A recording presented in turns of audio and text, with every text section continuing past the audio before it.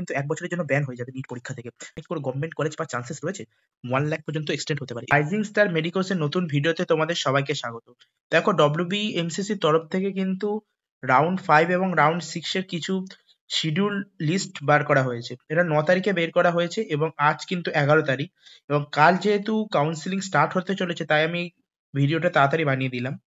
দেখো, এই কিন্তু রাউন্ড 5 এবং রাউন্ড 6 কিন্তু অনেক বছর পরে হচ্ছে। তার মানে যারা প্রাইভেট ম্যানেজমেন্ট কোটায় ভর্তি হতে চাও, সাথে সাথে যারা স্টেট কোটা প্রাইভেট কলেজে ভর্তি হতে চাও, যেটার প্রাইস অনেক কম থাকে এবং নতুন অনেক কলেজ খুলেছে, সেই বেসিসে যদি কেউ অ্যাডমিশন নিতে চাও, তাহলে তারা অবশ্যই এই ভিডিওটি শেষ পর্যন্ত দেখো। এবং এই ভিডিওতে আমি তোমাদেরকে জানিয়ে দেবো লাস্ট পর্যন্ত যে কাট অফ কত পর্যন্ত যেতে পারে। বেশ ভালো রকম মার্কসে কিন্তু কলেজ পাওয়ার চান্সেস রয়েছে। আগের বছরগুলিতে কিন্তু রাউন্ড 5 রাউন্ড 6 এত বেশি এক্সটেন্ডেড হয়নি, এবং যেহেতু এতদিন পরে রাউন্ড 5 এবং রাউন্ড 6 এর অপশন রয়েছে, তাহলে কিন্তু এগুলি কিন্তু লাস্ট কাউন্সিলিং হতে চলেছে 2025 স্টুডেন্টের জন্য। এবার দেখো, রাশিয়া বা ইউকে কিংবা আলাদা যেসব কান্ট্রি রয়েছে সেখানে কিন্তু নিটের থ্রুতে তোমাদের যেতে হয়, এবং সেসব জায়গায় কিন্তু 2 বছর পর্যন্ত নিটের স্কোর অ্যাপ্লিকেবল। কিন্তু ওয়েস্ট বেঙ্গলে কিংবা আমাদের অল ইন্ডিয়া কোটা বা আমাদের যে ইন্ডিয়ার মধ্যে যেসব কলেজ রয়েছে, তারা কিন্তু একটা সালেরই স্কোর কার্ড নিয়ে তার বেসিসে করে, মানে 2025 যে স্কোর কার্ড রয়েছে সেটা হিসাবে কিন্তু তোমরা 2026 অ্যাডমিশন নিতে পারবে না। তাই যদি তোমরা প্রাইভেট কলেজে কেউ অ্যাডমিশন নিতে চাও, তাহলে অবশ্যই এই দুটি তোমাদের জন্য লাস্ট সুযোগ। এবং নিট 2025 এর বেসিসে কিন্তু তোমরা রাশিয়া এবং যেসব বাইরের কিছু কান্ট্রিজ রয়েছে সেখানে কিন্তু তোমরা আরামসে নিট 2025 এর রেজাল্ট দেখিয়ে যেতে পারো 2026 এ, যদি তোমাদের কোয়ালিফাইং মার্কস মোটামুটি থাকে। তারিখে কি শিডিউল রয়েছে সেটি দেখে নেওয়ার আগে আমরা এটা জেনে নাও, তোমরা যদি কাউন্সিলিং এ পার্টিসিপেট করো এবং যদি যেসব কলেজ তোমাদের দরকার নেই সেই সব কলেজ তোমরা চুজ করো এবং যদি তাতে অ্যাডমিশন নাও, তোমরা কিন্তু 1 বছরের জন্য ব্যান হয়ে যাবে নিট পরীক্ষা থেকে। তো এটা তোমরা অবশ্যই খেয়াল রাখো যে তোমরা সেই সব কলেজ অবশ্যই দেবে না যেসব কলেজ তোমরা চাও না। এবং গভর্নমেন্ট কলেজ যদি তোমরা জিজ্ঞেস করো কি এখানে কি কোনো গভর্নমেন্ট কলেজ পাওয়ার চান্সেস রয়েছে, দেখো গভর্নমেন্ট কলেজের চান্সেস কিন্তু নীল মতো রয়েছে, মানে খুবই কম। কোনো চান্সেস নেই যে কোনো গভর্নমেন্ট কলেজের সিট ফাঁকা থাকবে। তবুও খুব খারাপ সিচুয়েশন হলে, মানে যদি খুব খারাপ কোথাও কেউ মরে যায় কিংবা কিছু প্রবলেম হয়ে যায়, তাহলে একটা সিট আসতে পারে, কিন্তু তাতে খুব বেশি লাভ হবে না যদিও।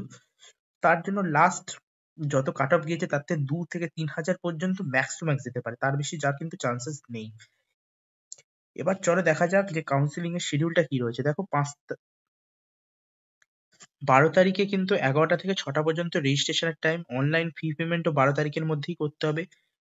13 তারিখেই কিন্তু তোমাদেরকে কলেজে গিয়ে ভেরিফিকেশনটা করে নিতে হবে, এবং পাবলিকেশন অফ সিট ম্যাট্রিক্স এবং যে সাকসেসফুলি ভেরিফাইড ক্যান্ডিডেট যে লিস্টটা, এটা কিন্তু 15 তারিখে বেরিয়ে যাবে। এবং অনলাইন চয়েস ফিলিং এবং চয়েস লকিং 15 তারিখে থেকে 16 তারিখ রাত পর্যন্ত হবে, এবং পাবলিকেশন রেজাল্ট কিন্তু 18 তারিখের মধ্যে হয়ে যাবে। এটা ছিল রাউন্ড 5 এর মোটামুটি শিডিউল। এবার তোমরা যদি জানতে চাও যে কলেজে ভেরিফিকেশনের দিন তোমাদের সাথে কি হবে বা কি কি দরকার, তোমরা যদি এখনো না জেনে থাকো তাহলে অবশ্যই আমার ভিডিও গুলি চেক করতে পারে, সেখানে আমি লাইভ দেখিয়েছি যে কিরকম ভাবে ভেরিফিকেশনটা হবে। এবার আসছি আমরা রাউন্ড 6 এ।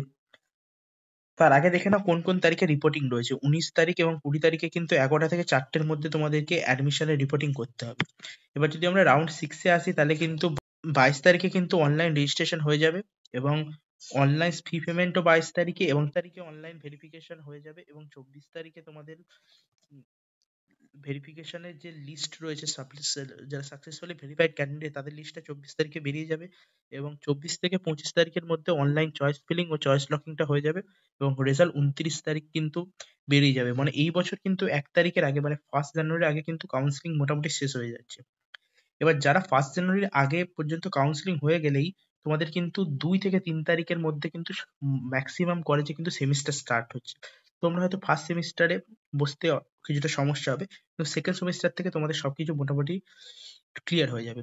এবার যদি আমরা আসি যে কাট অফ কি যেতে পারে, দেখো আমি বললাম তোমাদেরকে জেনারেলদের ক্ষেত্রে কিন্তু যদি কোনো সরকারি কলেজ বাকি থাকে তাহলে কিন্তু এটা 1K পর্যন্ত যেতে পারে হাইয়েস্ট, এবং ওবিসি দের ক্ষেত্রে সেটা 1.2K পর্যন্ত এক্সটেন্ড করতে পারে, কারণ এর মধ্যে যতটা স্টুডেন্ট রয়েছে তারা কিন্তু অনেকেই পার্টিসিপেট করবে না আর করতে পারবেও না, যারা স্টে ভ্যাকান্সি রাউন্ডে কোনো কলেজ পেয়ে গিয়েছে, বিডিএস টিডিএস ধরে রাখো। ইডব্লিউএস এর ক্ষেত্রে এটা কিন্তু প্রায় 2K পর্যন্ত যেতে পারে। এসসি দের ক্ষেত্রে এটা মোটামুটি 3K, এবং এসটিদের ক্ষেত্রে এটা মোটামুটি 5K পর্যন্ত যেতে পারে যদি এটা গভর্নমেন্ট কলেজ হয়। এবার যদি আমরা আসি স্টেট কোটার যে কলেজ, যদি কোনো নতুন স্টেট কোটার কলেজ খোলে তাহলে কিন্তু এটা মোটামুটি আমরা ধরতে পারি জেনারেলদের ক্ষেত্রে 5K প্লাস যাবে, যদি নতুন কোনো কলেজ খোলে আমি বলছি।